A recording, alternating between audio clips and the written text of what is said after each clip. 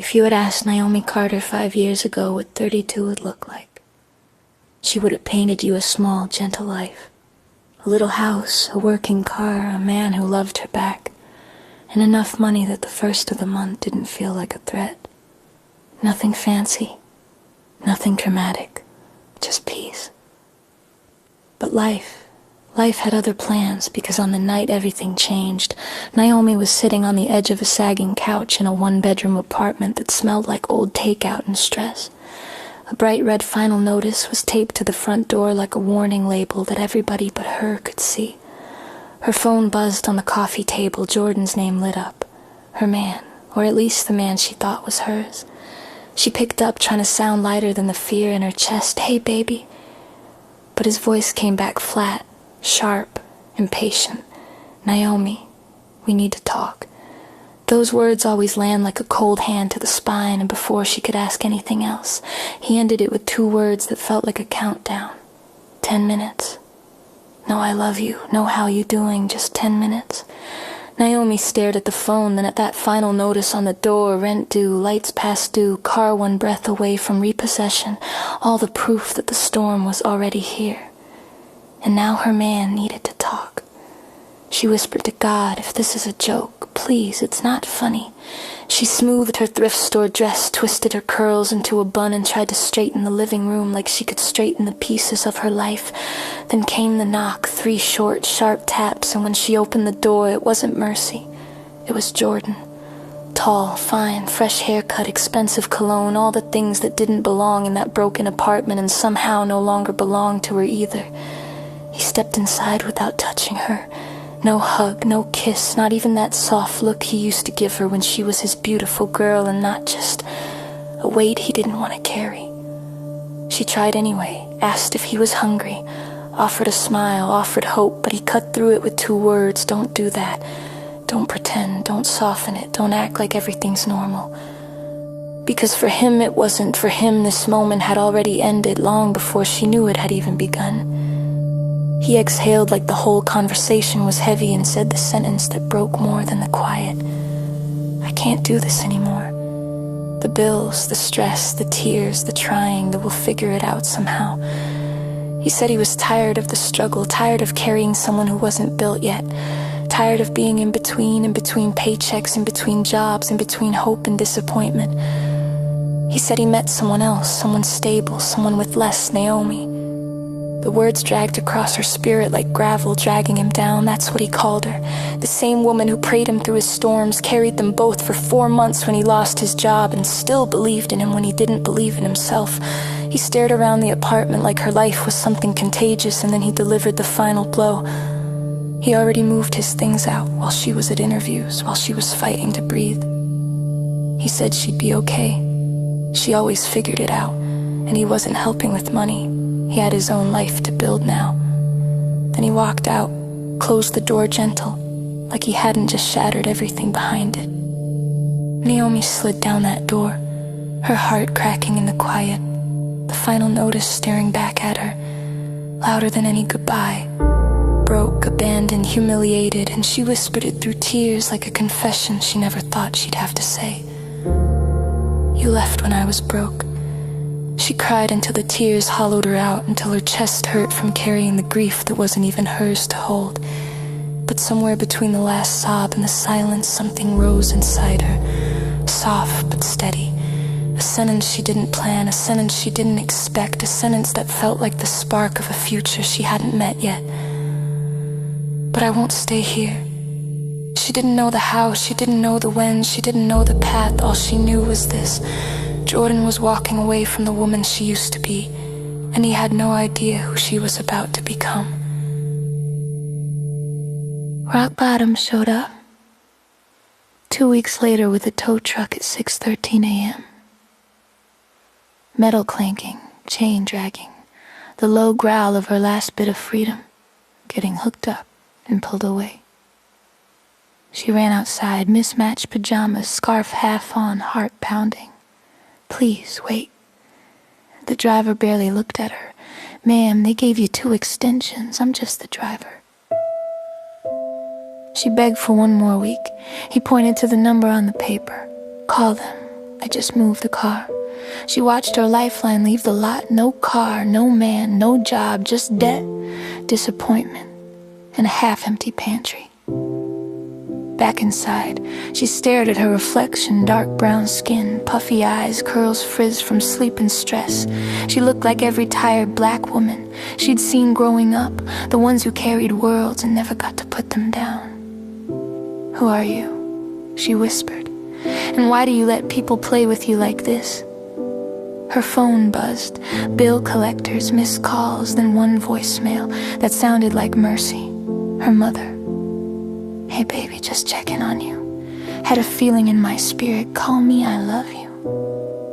Her mama said, "I love you," like a life vest. Naomi called back.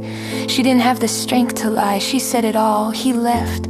The car is gone. I'm behind on rent. I'm trying and nothing is working." Her mother listened, let the silence hold the weight, then said two words that changed the direction of Naomi's life. "Come home." Naomi fought it. "I'm almost 30, I can't just come home.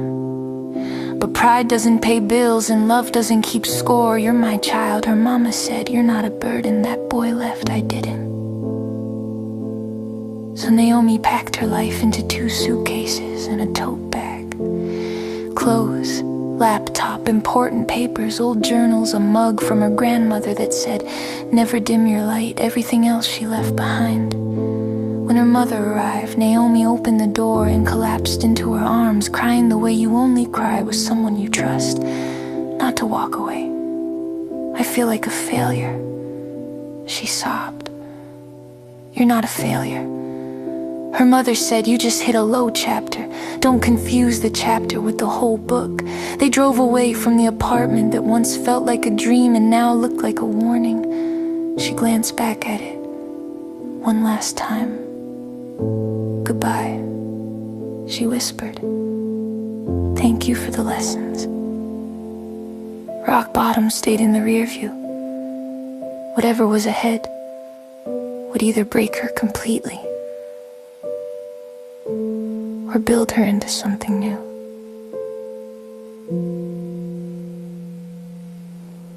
Her mother's house wasn't big or fancy, but it was safe.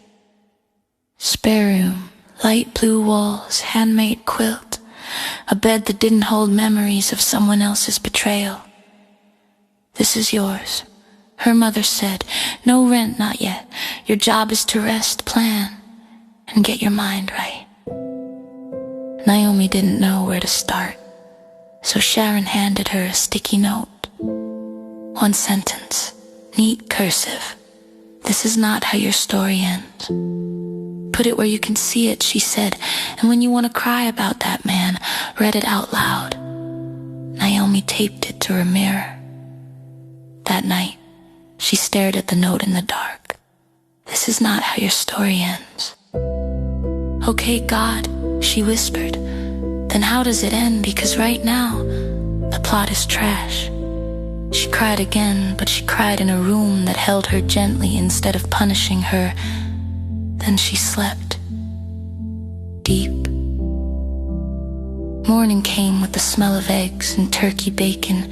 Sharon sat her at the table, coffee in hand, notebook open.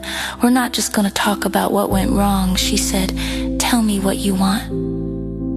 Naomi started with "not broke." Her mother pushed deeper. "If you could rebuild from scratch, what kind of life would you want?" The question felt too big. Naomi didn't know. So they broke it down. 9 to 5 again? Maybe. But not the kind that paid her in crumbs and called it a blessing.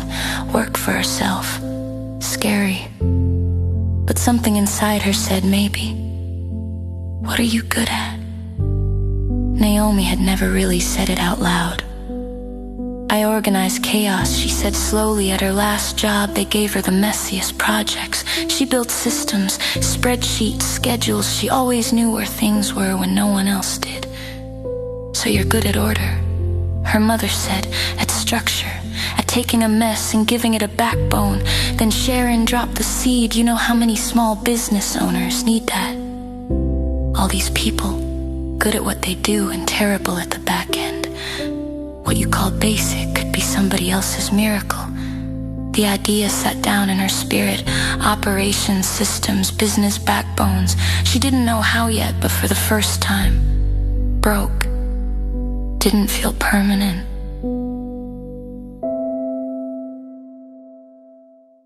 The next months were a mix of therapy and YouTube University, applications and quiet walks, grief and Google Docs. Naomi sat in front of a calm black woman named Dr. Lane and untangled years of I'm fine into I'm not okay. She learned she wasn't broken, just conditioned to apologize for needing anything, including help, including love, including rest. I don't want to be that woman anymore, she said one day. Then who do you want to be? Dr. Lane asked. She thought, I want to be the woman who doesn't beg anyone to stay, the woman who knows she's worthy even when her bank account says otherwise, the woman who isn't afraid of money anymore. Good. We can work with her.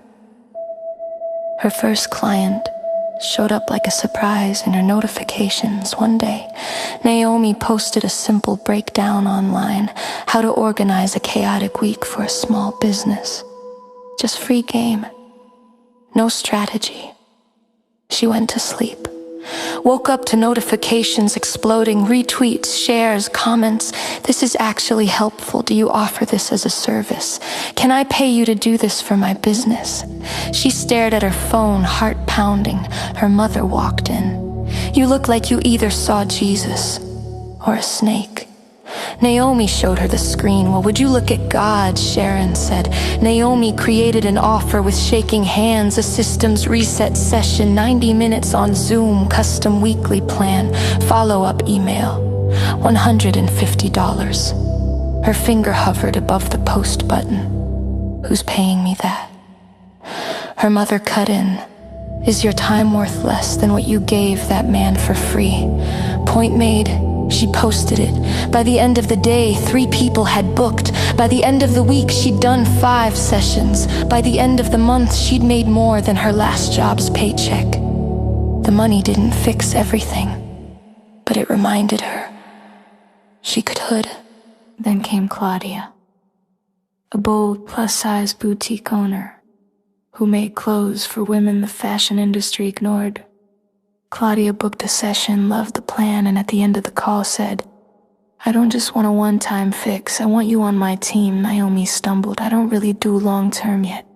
You do now, Claudia replied. Monthly retainer, you handle the operations. I'll show you how I scale this thing. We both win. Naomi was quiet, stunned at how easy this blessing sounded. I'm not used to people making things easier, she admitted. Get used to it. Claudia laughed. Sometimes blessing really does sound like, I want to pay you. Naomi hung up and screamed so loud her mother thought something was wrong. Turns out, something was finally right. They danced in the kitchen, laughing, thanking God between breaths. She wasn't rich, not yet, but she could see the road now. 6 months later, life looked different. Her systems reset sessions had a wait list. Claudia's retainer was solid. Elijah entered the story on a good bank day and a bad hair day in a crowded coffee shop. Naomi was in line, checking her account, whispering thank you over 2 invoices that just hit. A man behind her said, that's a power stance if I've ever seen one. She turned. Tall, deep brown skin, locks pulled back neat, smiled like warmth with a hint of trouble. He noticed her grin at her phone. You look like you just won something. I got paid, she said. They joked, ordered coffee, and ended up talking like they'd done it 100 times. She told him she was an operations strategist. He said he was a brand designer. The man who made businesses looked like they had their life together even when they didn't. You put lipstick on chaos. She said, I do root canals on it. He laughed. They exchanged contacts for potential collaboration, but the universe made a note. Potential for more. Time passed. She upgraded from the guest room to her own small apartment. Nicer neighborhood, nicer lease. Paid for with money she earned herself. First thing she hung was that sticky note. This is not how your story ends. now framed, now proven. Business grew, debt shrank, confidence stretched its legs. Then one Tuesday, while planning a new program, her email pinged. Big client inquiry, big money, big opportunity. She scrolled to the bottom and froze at the signature. Jordan Mitchell, director of sales, the same Jordan who left when she was broke, now sitting at a company that needed her help and her rates. She laughed, that low, stunned laugh that says, only God writes stories like this. She sent the email to Claudia. Guess who? Claudia called instantly. Girl, that's not who I think it is. It is. They weighed pros and cons, big bag versus big emotional landmine. Claudia said something that tipped the scale. What if this isn't about him? What if this is about you? Walking into rooms you never thought you'd belong in as the woman you are now. Naomi decided. She wasn't going as the girl who begged him to stay. She was going as the consultant who could invoice him. She replied, scheduled the meeting. She dressed with intention. Emerald green jumpsuit that hugged her curves without apology, gold hoops, defined curls, soft makeup on rich brown skin that glowed like survival and self-respect. When she walked into the restaurant that doubled as a co-working space, heads turned, Jordan looked up, and for a moment his face said everything his mouth never would. Shock, regret, a little bit of oh. She sat down, all business. They talked about his company's chaos, her solutions, her rates. He flinched at the number. You've gotten pricey. No, she said, I've gotten more valuable. He agreed to the contract because the same woman he once called dead weight was now the only person who could carry this part of his company. After business, he tried to shift into confession. He said he was wrong, said he was young, selfish, scared, said he didn't see this version of her coming. She told him the truth. If the only version of me you would have loved is this one, the successful, glowing, healed one, then you never loved me. You loved convenience, you loved potential, but you didn't love me in the storm, and I needed somebody who would at least try. He said he wasn't that man anymore. She said, I'm not that woman either. He said he was happy, she was doing well. She said, I'm happy, I'm doing well too, with or without you. When he tried to say more, she stopped him gently. Some things don't need closure, she said, they need distance. Then she walked away, heels echoing like punctuation. Outside, her heart pounded, but it wasn't breaking. Her phone buzzed. Elijah. He called to check on her with that kind of care that doesn't demand a performance first. She told him the ex was there, the one who left when she was broke. Elijah didn't trash talk, didn't hype the drama. He just asked, how do you feel? She told him the truth, lighter than she thought, because now she knew exactly what she never wanted again. Love that feels like begging, love that runs when money gets tight. She said she wanted a love that could sit in the storm, even if it didn't know the forecast. You deserve that, he said. Then softly, carefully, he asked for more. If you ever let me, I'd like to show you what that kind of love might feel like. No pressure, no rush, no games, just a man offering presents, not rescue. She told him she'd think about it. Take your time, he said. I'm not going anywhere. And for once, those words didn't sound like a line, they sounded like a promise. Over the next year, her life shifted from survival to structure to something almost like ease. The business expanded. She launched programs that helped other women untangle their chaos. She hired help, shared an office with Claudia's boutique and Elijah's design studio. Money no longer meant panic. It meant options. She wasn't a millionaire, not yet. But she had savings, an emergency fund, debt that was now shrinking instead of growing. She slept at night, answered the phone without fear. When she took her mother to a fancy restaurant with cloth napkins and too many forks, Sharon grinned. When you get rich, rich, she said. I want a house with a porch and a big kitchen. Naomi laughed, noted. Her love life shifted slowly, deliberately. She let Elijah in, one layer at a time. Coffee turned into walks, walks turned into dinners, dinners turned into soft confessions about the past. One night, under city lights on a rooftop, she told him her boundary.